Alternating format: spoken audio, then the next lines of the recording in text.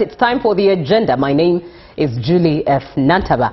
And on the agenda today, we're looking at the 12th Parliament and democracy in Uganda. Now, looking at just a bit of maybe laws, bills that were passed in the 11th Parliament. The total number of bills passed on there was 138 bills in total, said to be the highest number of bills for any parliament thus far. And the first session passed 23 bills, second session passed 24 bills, third session passed 47 bills, and fourth and fifth session passed 44 bills.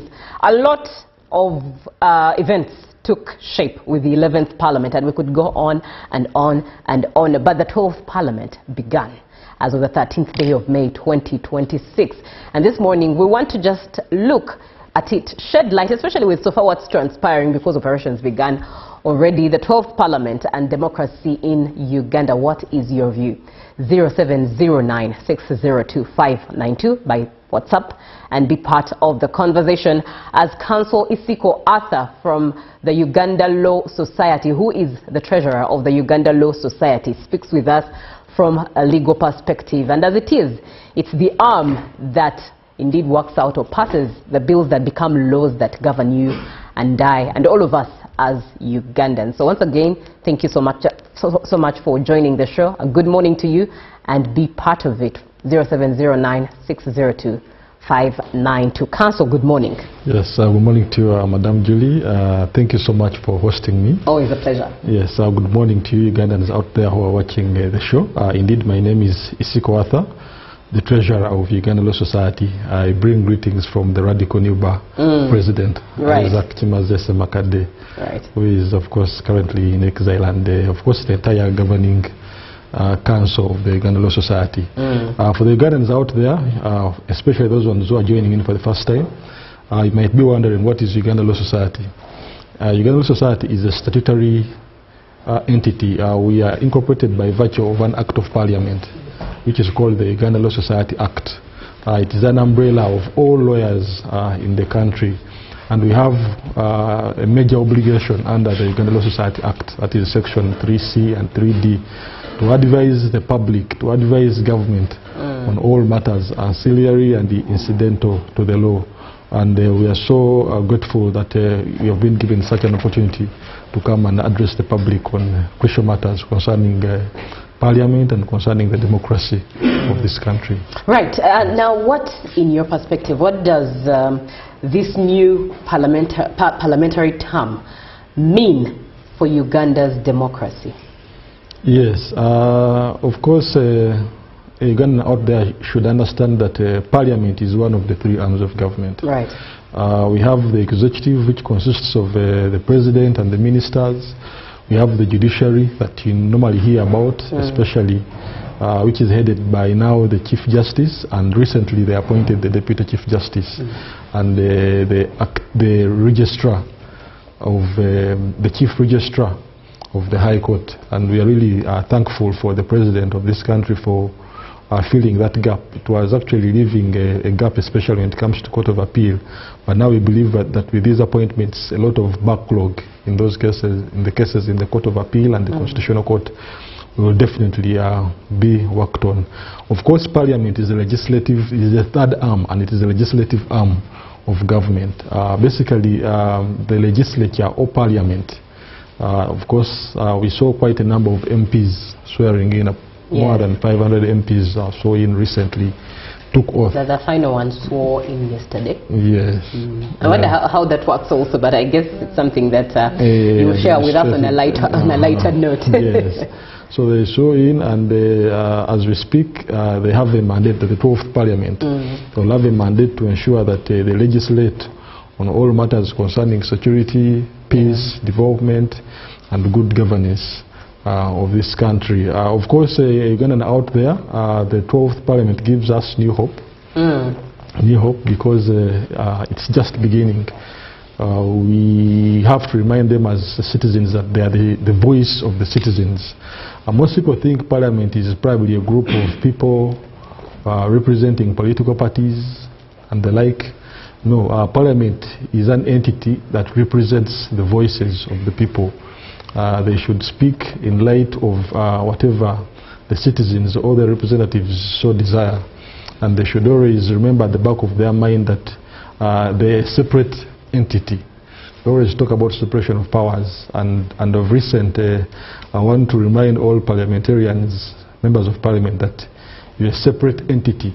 You have within your mandate to perform all your obligations independently, without any interference from any organ of government or any individual in this country. Yes. Interesting. Yes. Interesting facts to find out. And I love what you paint. Indeed, if you could even take off some time to elaborate more for an ordinary Ugandan, because the picture that many a times we carry as Ugandans as to what a member of parliament is between them and us who vote them into parliament, the electorate, it looks like they are more on the higher hierarchy as opposed to they are there to serve the people. And many times it also now leads to the loss in translation of the role of a member of parliament. Because we vote them in, then there's a mixture of duty.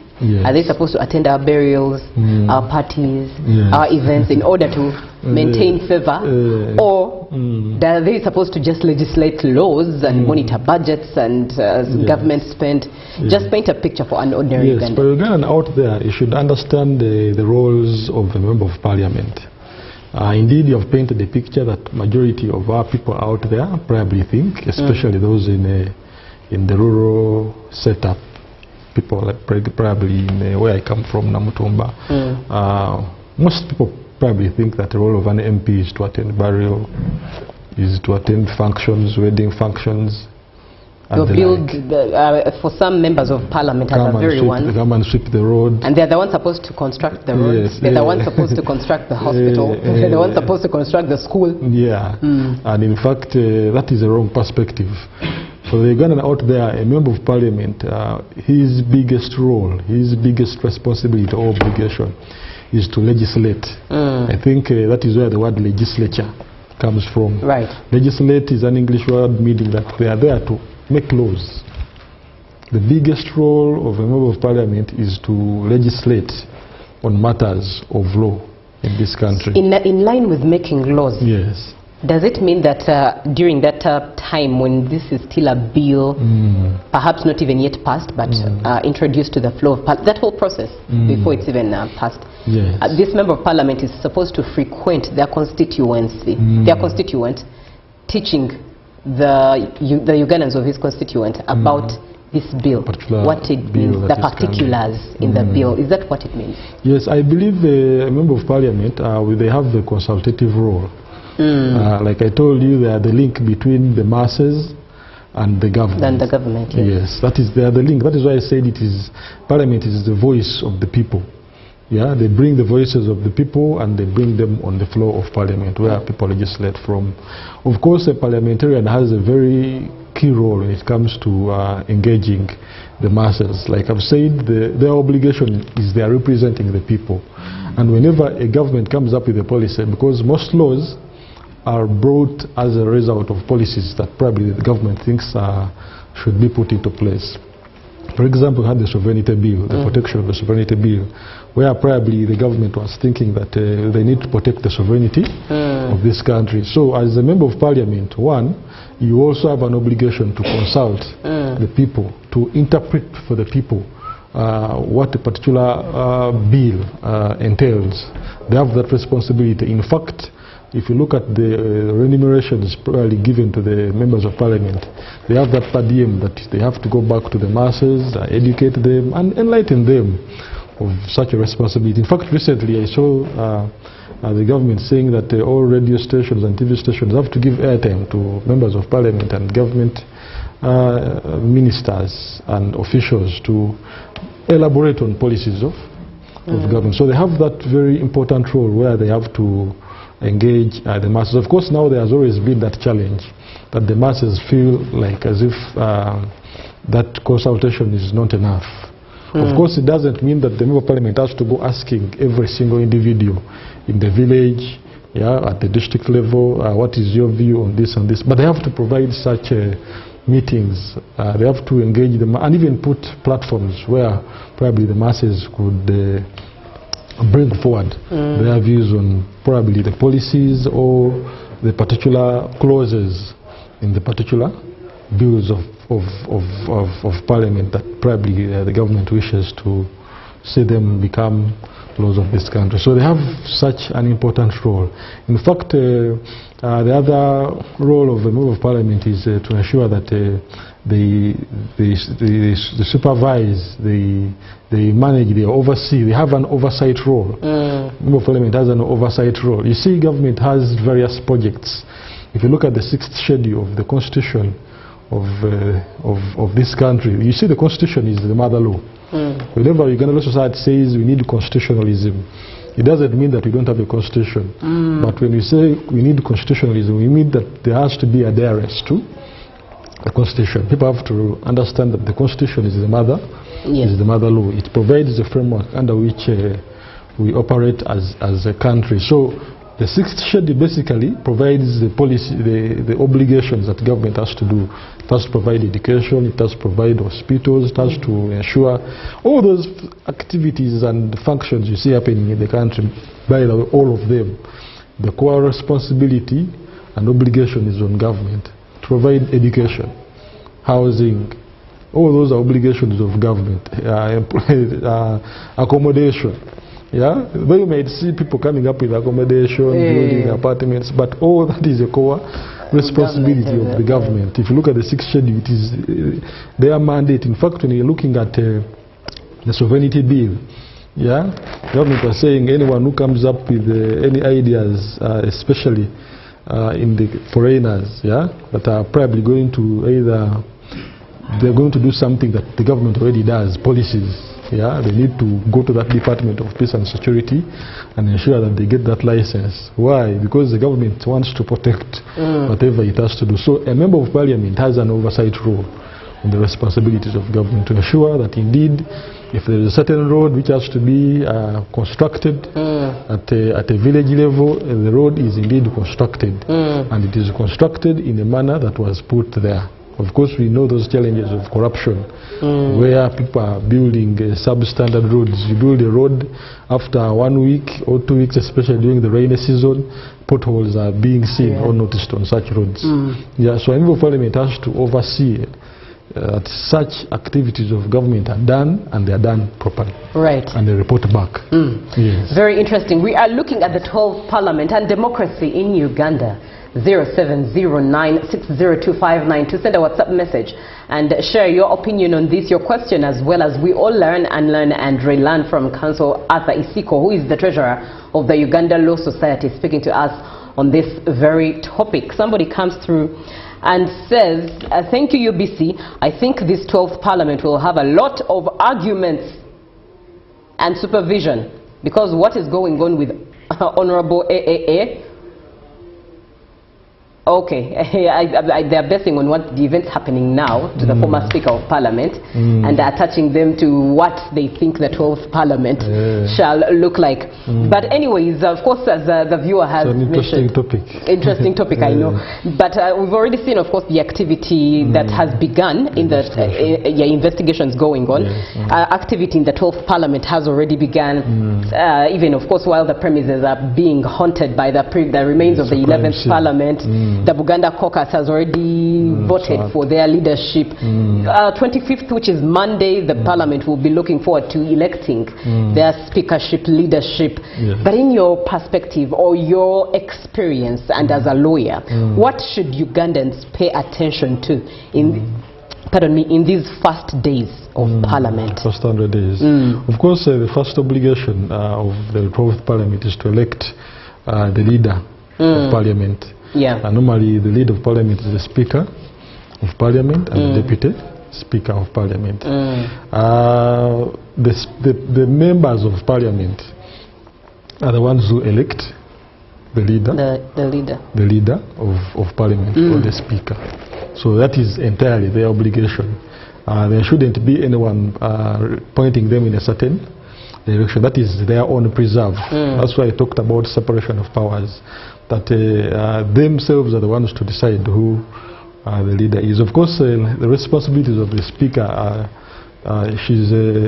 she presides over yeah, debates and activities happening in Parliament. She's the head of the Parliamentary Commission. You see, Parliamentary Commission is like that statutory body, yeah, of Parliament.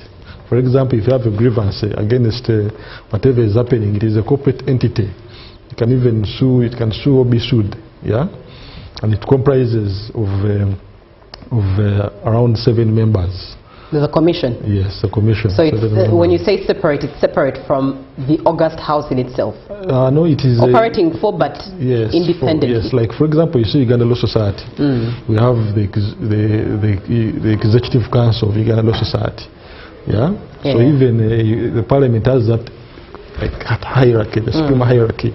It's called the Parliamentary Commission. It oversees the day-to-day running of the activities of the society. By the way, the activities of Parliament are not solely done by a speaker. I think that is something that is probably disturbing a lot of members of the public. They think when someone is elected the speaker, then they do everything solely individually, independently, without consulting anyone. No, there is a Parliamentary Commission. It is the supreme body.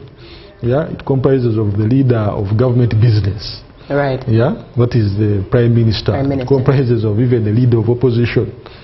Yes, it comprises of a minister for finance and planning, and even other members. They also pick some other 4 members within Parliament, and they do the day-to-day running. They do the implementation and what of Parliament. So basically, the Ugandan out there, you should realize that the first obligation the 12th Parliament will be faced with is coming up with the Speaker. And of course, nowadays it is secret ballot.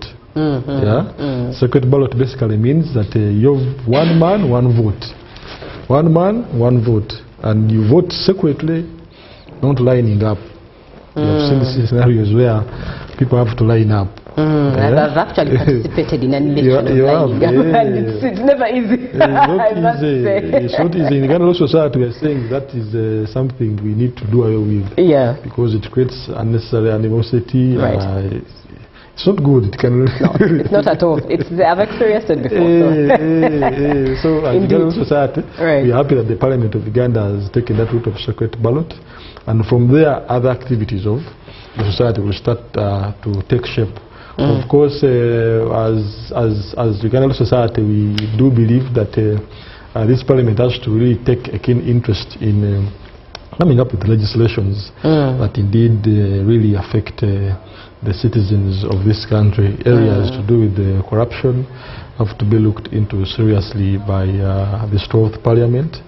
We have seen a lot of allegations, issues concerning corruption, especially in so many departments of government. That is something we believe that the government, the Parliament has to really take in interest in. We have issues to do with rule of law. The Uganda Law Society is a champion of rule of law. We believe the National Legal Aid Bill. National Legal Aid Bill is something that we have always pushed for. We pray that the members of Parliament really take in interest in it. Once passed, I can assure you, we shall have a lot of reduction when it comes to cases of backlog. You know, there are so many cases that have been filed by citizens, but those cases have not been fully determined by courts of law. Once that bill is also looked into and probably passed by Parliament, it will cause a lot of changes in the legal area, and of course also the economic spheres of this country. We believe that, like I've always say, that development is very crucial for any country. That is where tax base, that's where it comes from. The taxes that you see our government really interested in, they can only be achieved once there is a fair financial ground for the citizens of this country to really operate in, and it can cause a lot of changes. Right. Now, let me just get into a few of the comments, and someone comes through and says, "Good morning, Uganda. Thank you so much for the service. This is Okuye Frederick. I think this parliament will be quiet, different from the past ones." When you say quiet, Okuye, what do you mean? Shall it not pass laws? Shall it be dormant? Shall it be strategically quiet and working? What do you mean? And someone else comes through and says, hey, thank you for the show. I'd like to know who is the best speaker to be next. Ideally, that's not council's place to answer that, unfortunately. So you just watch the events as they unfold. You definitely know who the next speaker of the 12th Parliament will be. Good morning, I'm Oroch Emma Joash, and I'm in Lira City, and my complaint is about Honorable Anita case, and still in investigation. But I just want to say, why is everyone judging her, and why did people start knowing that she is corrupt after buying her car? Oh well, all of these we are just watching as events unfold. Ideally, we cannot speak much into it, Oroch, but you say you wait for any future feedback regarding the Honorable AAA, and indeed we are just watching events as they unfold. But I appreciate you indeed for being on the show and following the conversation. We're having a conversation with Council Isiko Arthur from the Uganda Law Society, and we're looking at the 12th Parliament, which started on the 13th of May, which was last week, right? Yeah, last week was a very interesting week for many, public holiday week, as if, but it's when the president was sworn in, and thereafter the 12th Parliament officially began its duties, with the new members of Parliament being sworn in. But we're looking at this Parliament and democracy in Uganda. 0709 602-592, and it's safe for me to also let you know that in case you're planning to step out and you're not yet aware, it's actually raining heavily outside, so be as careful as possible and as safe as possible. If you don't need to drive, then don't drive. It's better that you're safe than sorry. Now, Council, in your assessment, for especially with all events unfolding, what do you think is the democratic tone that has already been set for the 12th Parliament? Yes, of course, when it comes to democracy, the foundation has already been set, because democracy is the will of the people, for the people, by the people. Right. And our constitution is quite clear that all power is derived from the people. From the people, yes. Look at Article 1 and Article 2 of the constitution. And recently, we had a major milestone. We were able to democratically elect our leaders, members of parliament, the president, local leaders, yeah, all those were elected. Of course, there were some challenges. There were some challenges when it comes to voter intimidation. The turnout was a bit low. It was a bit connected to voter intimidation. But the tone has been set that it is a path that we need to stick on. It's a path that we need to improve. It's very unfortunate that the Supreme Court was not given ample time to scrutinize the election, especially the presidential election. You see, one of the contestants filed the case, but along the way, he withdrew the case because he was unable to finance, fully finance and have that matter fully concluded. That was unfortunate, and I don't know why they never looked into that issue of probably either giving a counsel to such a person, because probably the courts of law could have even come out to clarify more. You see, courts of law have always been clarifying, especially whenever there are presidential election petitions. They come out and say you need to improve in these areas. And one of the areas they always point to is an independent electoral commission. When it comes to voter transmission, whatever has been voted for, that transmission now to the final tallying center. Those are areas that probably the courts of law could even come out, look into and clarify. Right. Yeah, and unfortunately this time around it didn't happen. This time around, yes, it was very low key. The information is scanty. It's not out there yet. So, but that is an area that we just need to continue sticking on in the democracy. And talking about democracy, we talked about that issue of consultations. Yeah. Yes. You see, democracy is not an event that you only vote and it ends there. Consultations are really key, especially when it comes to passing of laws and things to do with governance of this country. Consultations have to continue. Then also the issue of accountability. Accountability, there has to be a lot of transparency. Yeah, there is always that veil. Yeah, it's like a curtain. Yeah, once people are taken to parliament, now you can no longer know what is happening in parliament. It's like there is a wall, there is a detachment. People, this side are detached from what is happening in parliament. I think the new administration really has to work on that. There has to be a lot of transparency between the people that they represent and the ones who are representing us. People should be able to understand what is happening in parliament. What are the procedures? The majority of people don't even know how laws are made. Yeah, and they always ask the question, at what stage are we involved? Yeah, at what stage are we as citizens of this country involved in the passing of legislation? What stakeholders, yeah, at what level are stakeholders involved, yeah, in the passing of these laws? Are they given ample time? There's always that rush. Have you heard about laws which are being rushed? Of course, the recent one, the sovereignty bill. The sovereignty bill. It was so rushed. And indeed, allow me just also digress a little bit and ask about consultations. Yes. By law, how long should consultations take? Yes. Normally, by law, there is between 1 to around 45 days. That's but close even, to a month. Yeah, especially after it has hit or it has reached the parliamentary committees, that legal committee that deals with scrutinizing. You see, the legislators has also that scrutiny. They scrutinize policies, coming from government, from the executive. They have they do checks and balances. In fact, I don't understand, but at some point I feel that that the parliament has to be reminded that they are a watchdog. Yes. Yeah, the watchdog, they should be watching whatever the executive and the judiciary do. In fact, the judiciary and the executive should be worried about the legislature, because it has to be the watchdog that you are doing this, but are you doing it in light of the constitution? That's what we call constitutionalism. Is whatever is happening in line. Yeah, so that committee, they scrutinize. They have to really scrutinize whatever policy is brought by the executive. They need to confirm that this policy, which is coming into place, yes, is in line with the constitution. No one should force them. We shouldn't hear any member of the public, whether in military, whether in executive, whether a citizen, threatening or telling them that you do things this way. They have to know that they have that responsibility to ensure that they scrutinize whatever happens place. And then by so doing, that is the democratization. Right.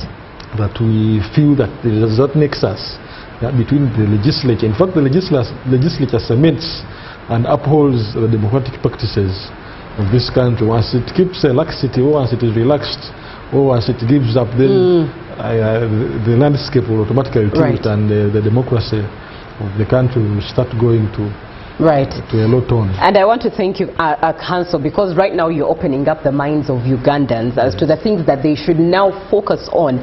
The parliament is still fresh in its tenure. That means that there are many things by detail that Ugandans have to follow through with, have to pay attention to.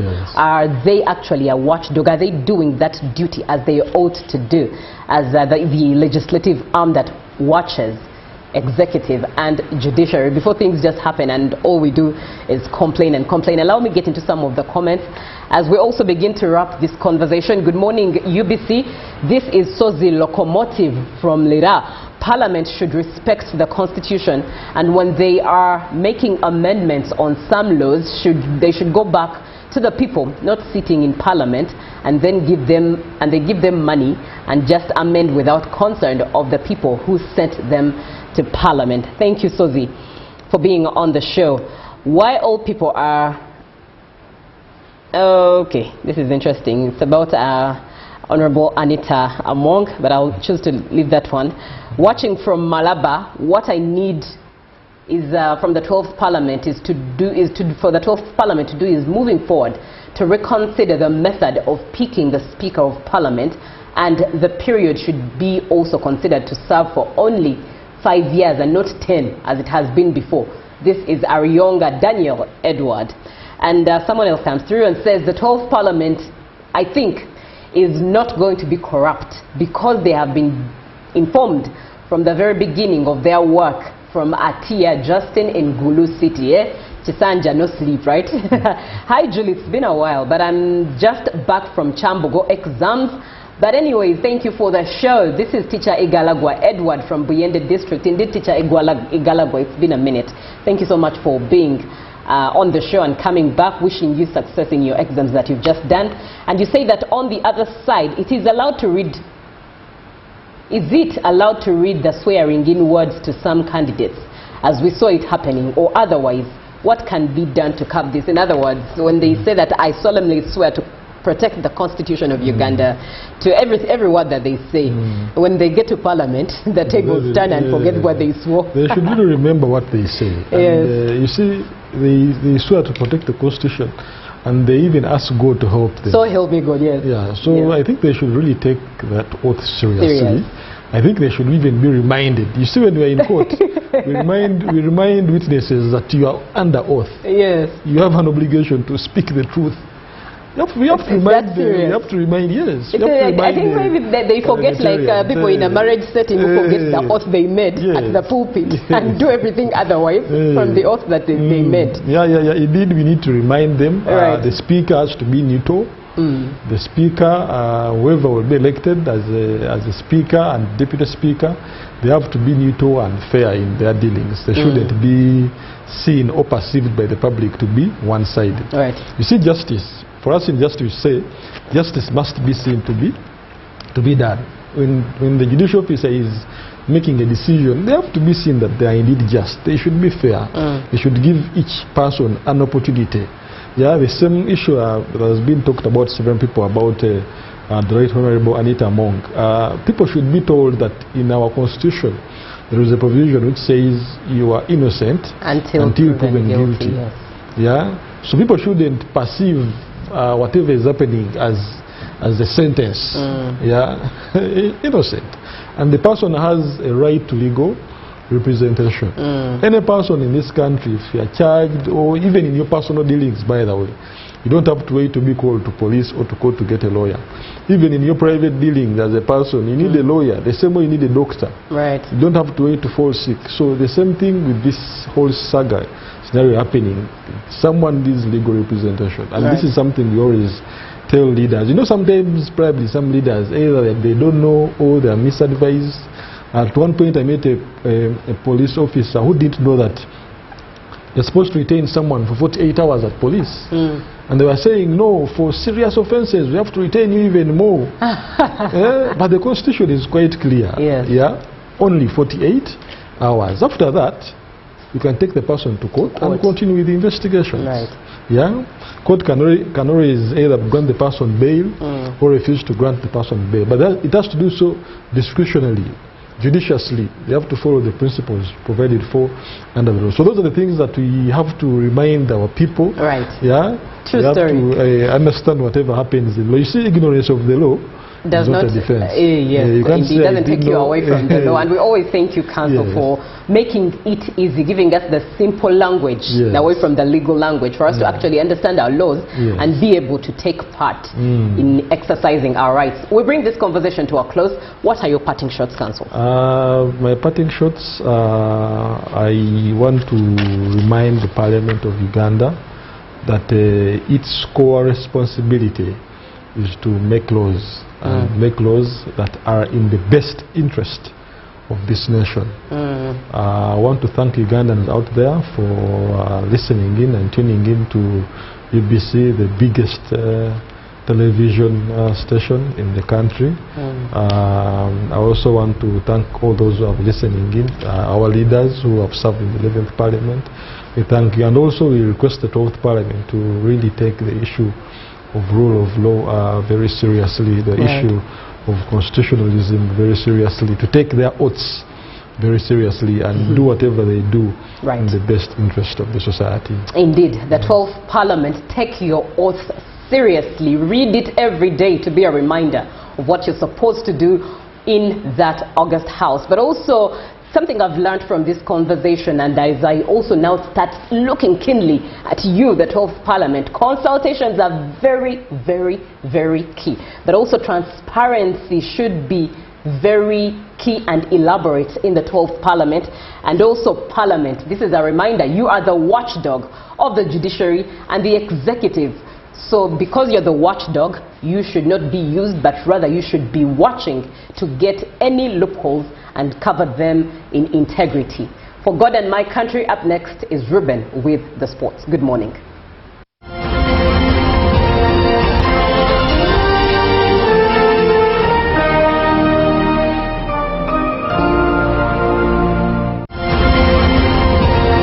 Live from UBC Studios in Kampala, this is Good Morning Uganda. I know what Uganda needs.